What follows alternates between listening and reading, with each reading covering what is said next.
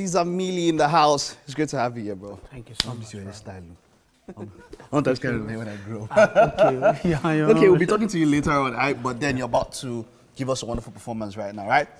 Take it away, bro. Thank you so much. All right. Ceezar Milli, I said.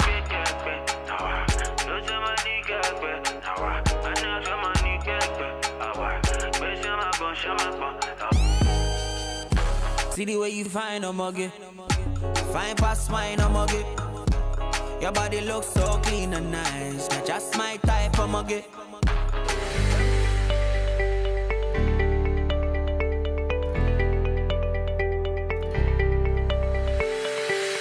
All right, so you saw him earlier perform, and of course he's sitting on the couch with us, Yes, Mr. Ceezar Milli. Yeah. How you doing, man? I'm alright, man. How you guys doing? You're looking so chill, so relaxed. I think I'm actually a little bit starstruck, funny enough. Like, oh my God, Ceezar! All right, so so meeting you in person is so different from, obviously, how we always say it, seeing you on TV, seeing you in videos and things like that on stage. But it's really great to meet you. Welcome to the studio. Thank you so much for having me. So how do we start this now? I think we wanted to start with your journey. Yeah. Where you're coming from. I know that you have a background in a little bit of engineering, computer science, something like that. But you've always had music in your blood. So tell us about that journey. It's been really crazy, but a journey that I would still go on if I were to come back again. So many life lessons, and you know, it hasn't been smooth, but yeah, it's been worth it. You know. How did it start? How did you know you were gonna, you know, go into That's music? the thing. You never know. I didn't know. You didn't know. So what happened that led to this? I was wasting my time. I was playing football, but I was playing football. I was playing soccer. I tried other things, you know, basketball, which I was really good at. But it's just not.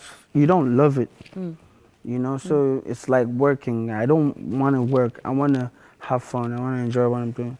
And it took me a while to understand it was music. I actually worked into a church with my mom. And the pastor just said, guys, like, you're going to be singing things. So Wow. I don't understand what the guy was saying, but like, okay. But I knew, like, I could make beats and all of that. I wasn't really singing much, but I was singing when I was younger, maybe in church. Yeah, but apart from that, music was and you look like you also went through this evolution process where your name was, first of all, E-Fine. Oh, yeah, that's a crazy story. Boy Wonder. So, okay, so tell us about that story. You know, sometimes in life you have to be sure what you want, and if you don't find what it is you're looking for, you keep, you know, change too is important. Okay. You know, so I changed my name a couple of times until I found the one that worked. And the funny thing about the story was, every time I changed my name, I tattooed on my body. No way. So now I have E-Fine. Okay. I have Yayo. I have Boy Wonder. Okay. Oh, and that Boy Wonder is large. Yeah, the only name I don't have on my body is Ceezar Milli. Wow. So is that you're gonna ink that in soon? Well, it doesn't matter because without even inking it, the world is listening. So. Yeah. Fantastic. Okay, so I'm in that place of, you know, okay, music in Nigeria is just such a rough space. And the fact that you had to change your name so many times, it's possible that it could have had something to do with the name. Maybe you just weren't connecting with the name. People weren't connecting with the name. So I've heard that, you know, sometimes record labels tell you, oh, this name is, you know, stronger than another name and things like that. Yeah, it happens like that. You have to, you always have to keep trying until people accept whatever it is, like music. Okay. Right? The first song doesn't necessarily mean that you're going to be a star. Okay. It might be the 20th song. It might never even come. You know, but you just have to keep trying and keep working with that. I like, you know, I mean, part of your story is that a lot of what you do, because of your consistency, a lot of the big acts, you know, once they run into you, they want to work with you. I mean, internationally, you worked with Sarkodie, and of course, in Nigeria, Wizkid, Davido, and the rest of them. So tell us about what happens when you usually meet these guys and how, of course, you get into the studio together. I mean, it's usually the same vibe with the same people that, but mostly with the people I don't know on the ones. Okay. So take out the likes of Wiz and maybe Tiwa, you know. The rest, I met them when we started making music, but I've known Wiz from like back in the day. So, you know, yeah. Yeah, so, but the likes of Burna Boy, you know, David and the rest of them, it's just, you know, when you have something that people are looking for, they're going to come to you. You know, so myself, I sell my market. Basically, you know, most of them want me to write songs for them. So, and I've been fortunate enough I've been blessed to write some of the hits from, you know, last year up until now. So, yeah, a lot of people tend to come to me for work. All right. Mostly. So I've always thought of, you know, if my child told me they wanted to go into music, and I'm like, I don't know what I'll say.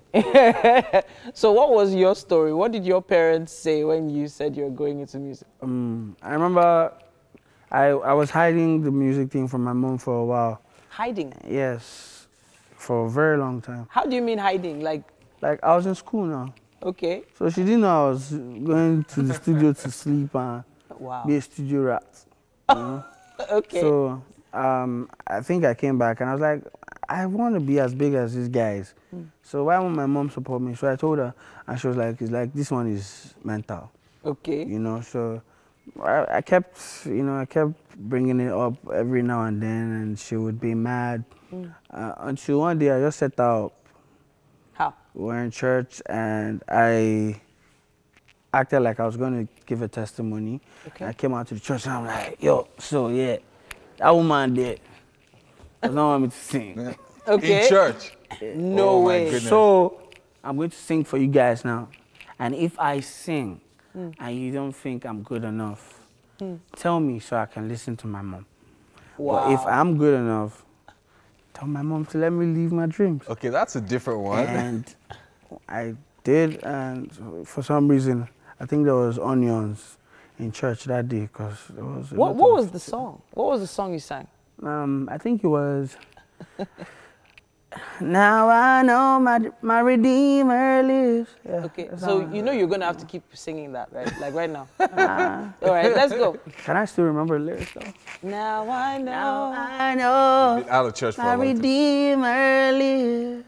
I know my Redeemer lives. Yeah. Let all creation testify that there's life within me right now. I know my Redeemer lives. Oh. Taking you back to church. Oh my gosh! Now, if my mom heard it, Did if your your mom mom cry? heard it, she must have. Yeah, she cried. She must have My cried. mom cried and pastor cried. A bunch of people cried. Like, let this guy sing now. Let this guy sing. Reminds me But of I'm sure that at that point she was like, yes, she's going to be a great gospel artist. Okay. I pull up to the thing with, let the mighty bless you. I was like, what? So a couple of days ago, one of my favorite aunties hit me up. And she was like, my boy, you're never picking my calls again. I'm like, oh, I'm so busy. She's like, oh, it's not even a problem. I just want to ask you one question. Why didn't naked girls see your video? Okay. And I said, no, me, it's the director. You know, so I guess they thought I was going to be a gospel artist. But it doesn't really matter as long as, you know, I don't sing about things that, you know, bring people down, you know, socially or mentally or any type of way.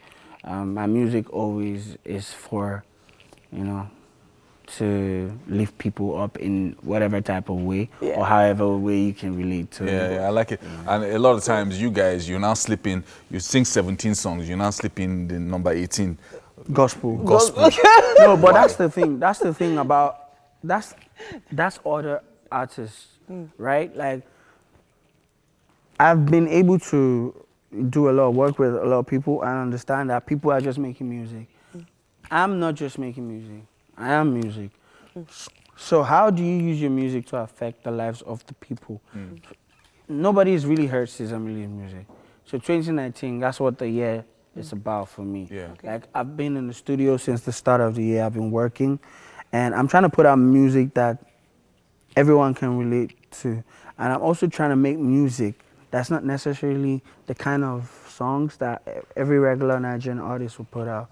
Okay. You know, so my music doesn't always have to be bang, bang, bang, bang, bang. I could have some inspirational music. Yeah. It doesn't have to be gospel, but I can sing an I believe I can fly. Yeah. Indeed, indeed, indeed. You know? Talk to us about the Aristocrat group. You know, you guys...